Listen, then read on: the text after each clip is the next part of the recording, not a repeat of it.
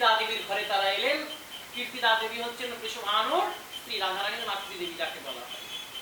সেখান থেকে তারা পরবর্তীকালে গোকুল থেকে তারা বৃন্দাবনে এসে নিজের গোপালন সমস্ত সামলাতে শুরু করলেন এবং তারা বার্সানা থেকে চলে এখানে এসে বার্সানা প্রদেশ নামে গোকুলে একটা প্রদেশ সৃষ্টি করলেন। এবার নামকরণ হবে, নাম কি রাখা হবে? নাম কি রাখা হবে বলে যমুনার উল্টো দিকে ধারায় ভেসে এসেছে, তাই ধারাকে উল্টো করে দাও। ধারাকে উল্টো করলে রাধা। আহা, কত মধুর নাম রাধা নাম, না জানি কত মধুর দিয়া শ্যাম নামে আছে গো তোমার মরণে প্রবেশী, কানের ভিতরে দিয়া হৃদয় প্রবেশ আকুল করিল মোর প্রাণ। শ্যাম নামে যদি এত মধু থাকে, যে শ্যাম স্বয়ং রাধা নামে পাগল, সেই রাধা নামে কত মধু আছে। তাই কন্যার নাম হলো রাধা, যে যমুনার উল্টো ধারায় ভেসে এসেছে। আর তার বোনের নাম হলো চন্দ্রাবলী, যেহেতু চন্দ্রভানু তাদের কন্যাকে কোলে নিয়েছে। তারা সবাই যুগ পরম্পরায় সূর্যের উপাসক, যুগ পরম্পরায় তারা সবাই সূর্যের উপাসক। তাই দেখুন প্রত্যেকের নামের সঙ্গে ভানু উল্লেখ আছে, চন্দ্রভানু, বিশ্বভানু, সুভানু। বৃষভানুর কন্যা রাধারানী, চন্দ্রভানুর কন্যা চন্দ্রাবলী, আর সুভানুর পুত্র একটা, তার নাম হচ্ছে সুবল, যেটা হচ্ছে শ্রীকৃষ্ণের স্বয়ং লীলা সহায়ক। ভগবান শ্রীকৃষ্ণের তিন ভাগের এক ভাগ হচ্ছে রাধারানী, লীলার সহায়ক তিনি।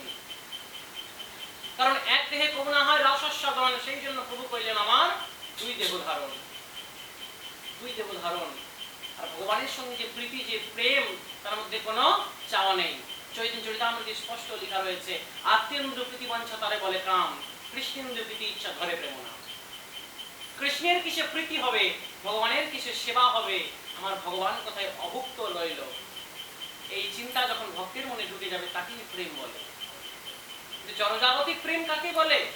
জনজাগতিক প্রেম হচ্ছে আকর্ষণ, কামনা। কিন্তু কৃষ্ণের প্রতি যখন প্রেম হয়ে যাবে সেটা হচ্ছে সাত্বিক প্রেম।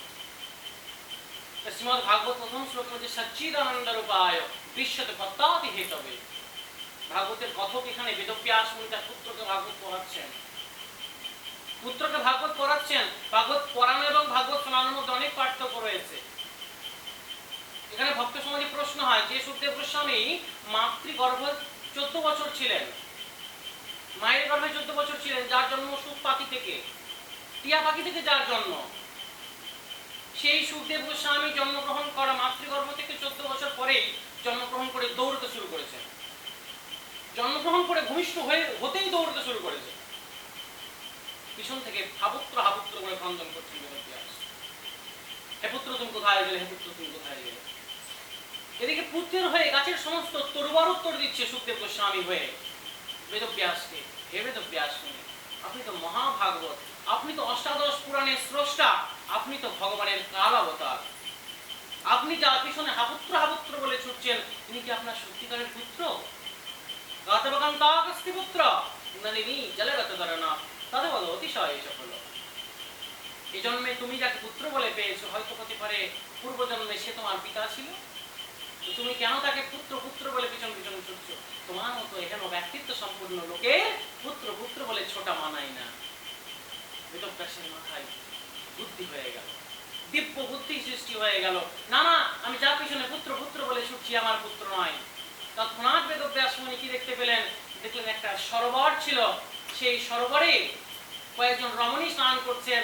তারা হচ্ছে স্বর্গের অপ্সরা, রম্ভা, মেনকা, স্বর্গের অপ্সরা, তারা স্নান করছেন। তার সামনে দিয়ে 14 বছরের নবযুবক সুখদেব গোস্বামী দৌড়ে চলে গেলেন। তাদের কোনো ভ্রুক্ষেপ মাত্র হলো না। কিন্তু যেই 70-75 বছরের বৃদ্ধ, বেদব্যাস মুনি সেখান থেকে দৌড়ে যাচ্ছেন, এই বৃদ্ধকে দেখে রমণীগণ লজ্জা সংবরণ করেছে। বেদব্যাসের মনে প্রশ্ন হয়ে গেল, সঙ্গে সঙ্গে সে অপ্সরাদের ডেকে বলছে, মা গো, তোমাদের কাছে একটা প্রশ্ন আছে আমার। কি প্রশ্ন বেদব্যাস? কিছুক্ষণ আগে আমার 14 বছরের নবযুবক পুত্র এখান থেকে পার হয়ে গেল, সে তো নবযুবক, তাকে দেখে তোমাদের লজ্জা পেল না? তাকে দেখে তোমাদের লজ্জা সংবরণ করতে ইচ্ছা হলো না? বস্ত্র পরতে ইচ্ছা হলো না? কিন্তু যে আমার মতো একজন বৃদ্ধ এখান তোমাদের সামনে দিয়ে পার হতে যাচ্ছে, আমাকে দেখে তোমার বস্ত্র পরতে ইচ্ছা হলো? অপ্সরাগণ তখন জোরহাত উত্তর দিচ্ছে, হে বেদব্যাস, হে মহামতি বেদব্যাস, শুনুন, আপনার পুত্র হচ্ছে আত্মকাম, আপনার পুত্র হচ্ছে আত্মকাম, তার মধ্যে নারী পুরুষ বৃক্ষ তরুবার এই 84 লক্ষ প্রজাতির প্রাণীর মধ্যে কোনো ভেদ নেই। তিনি দেহকে পর্যবেক্ষণ করেন না, তিনি আত্মাকে পর্যবেক্ষণ করেন। এই চরাচর পৃথিবীতে 84 লক্ষ জনির মধ্যে যে আত্মা প্রবাহিত হয়েছে, গাছের মধ্যেও আত্মা রয়েছে, পাখির মধ্যেও রয়েছে, কীটের মধ্যেও রয়েছে, মনুষ্যের মধ্যে রয়েছে, চরাচর বিশ্বভূতের পিপিলিকা থেকে ব্রহ্মা সবার মধ্যেও তো আত্মা রয়েছে। আপনার পুত্র সে আত্মাকে পর্যবেক্ষণ করে। ঠিক তদ্রূপ যেমন একটা 3 বছরের ছেলের সামনে কেউ যদি উলঙ্গ অবস্থাতেও বসে থাকে, তার কোনো মতিভ্রম বুদ্ধিভ্রম হয় না।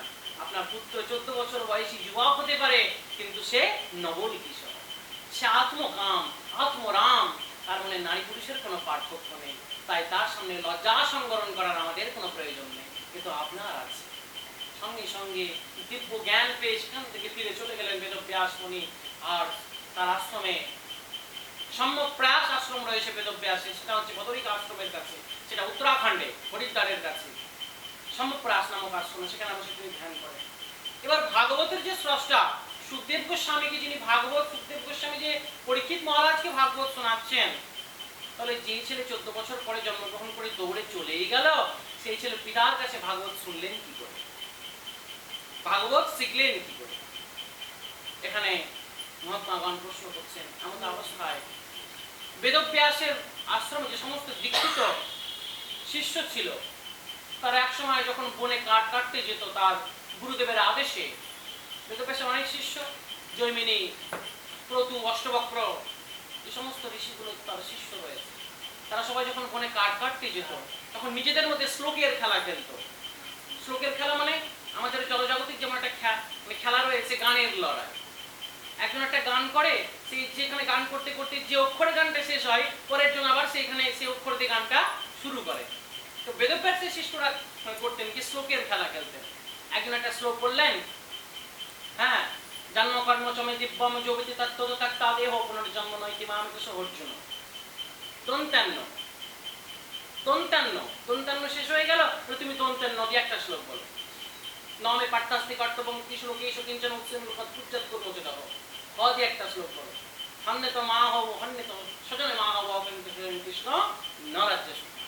এইভাবে যে শ্লোকের পর শ্লোকের খেলা, এই খেলাগুলো তারা খেলছেন। খেলতে খেলতে খেলতে খেলতে এমন একটি শ্লোক এলো ভাগবতের, যেটা হচ্ছে ভগবানের পুতনাবতের শ্লোক।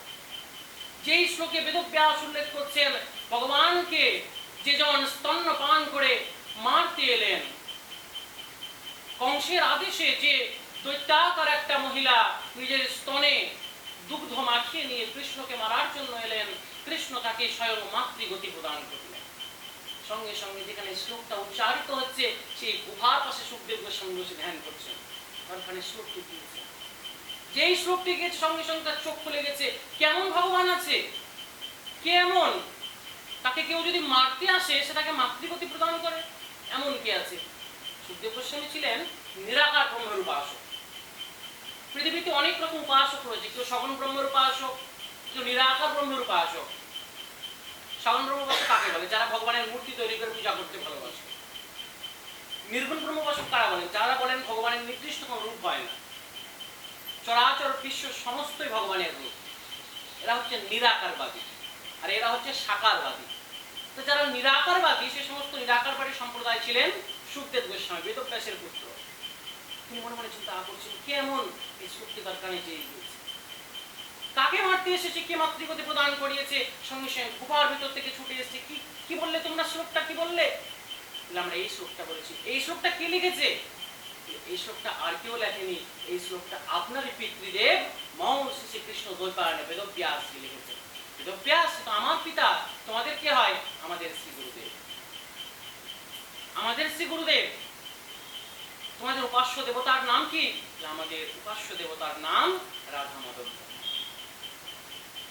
তাহলে কোথায় গেলে এই শ্লোকের পূর্ণাঙ্গ ব্যাখ্যা পাওয়া যাবে? আমাদের গুরুদেবের কাছে, সম্যকপ্রাস আশ্রমে। সঙ্গে সঙ্গে গুরুদেবের কাছে নিয়ে গেলেন তারই পুত্রকে। তারপর থেকে বেদব্যাস তার পুত্র সুখদেব গোস্বামীকে সমস্ত ভাগবত শ্লোক পড়াচ্ছেন, শেখাচ্ছেন। ভাগবতের শ্লোক পড়িয়ে শিখিয়ে সেই ছেলে হয়ে গেল মহাপণ্ডিত। সচ্চিদানন্দ রূপায় বিশ্বতপত্তাদি হেতবে ভগবানের রূপটি যে তিনটি জিনিস দিয়ে তৈরি, তার কাজ কি? তার কাজ রয়েছে বিশ্বতে পাত্তাদি হে, তবে তিনি বিশ্বকে উৎপত্তি ঘটান, তিনি পৃথিবীর সৃষ্টি করেন, সৃজন করেন। আর কাজ কি? সৃজন করাই কাজ, আর কোনো কাজ নেই। আরো রয়েছে বিশ্বৎপত্তাদি হে তথা আরেকটি কাজ, তাপত্রয় বিনাশায়। তাপত্রয় বিনাশায়, তাপত্রয় তিনটি তাপকে বিনাশ করা, জগতের জীব তিনটি তাপে সদা নিগমন, আদি দৈবিক, আদি ভৌতিক, আদি আত্মিক। আদি দৈবিক, আদি ভৌতিক, আদি আত্মিক তাপ কাকে বলে? এক প্রকার তাপ আমরা অন্যান্য জড়দেহ থেকে পাই, সাপে কামড়ানো, কুকুরে কামড়ানো, হ্যাঁ, এগুলো থেকে পাই। আরেক প্রকার তাপ আমরা প্রকৃতি থেকে পাই, অনাবৃষ্টি, খরা, বন্যা। আরেক প্রকার তাপ আমরা দেবতা থেকে পাই, শনির দশা, বৃহস্পতির দশা, রাহুর দশা, কেতুর দশা। তিন প্রকার তাপে সদা মানুষ জর্জরিত, কেউ না কেউ কোনো দুঃখে জ্বলছে। তা রামচরিত মানস লিখতে গিয়ে তুলসীদাস মহারাজ লিখছেন, कोई तन दुखी, कोई मन दुखी, कोई धन बिन रहते उदास, थोड़े थोड़े सभी दुखी, सुखी राम के दास।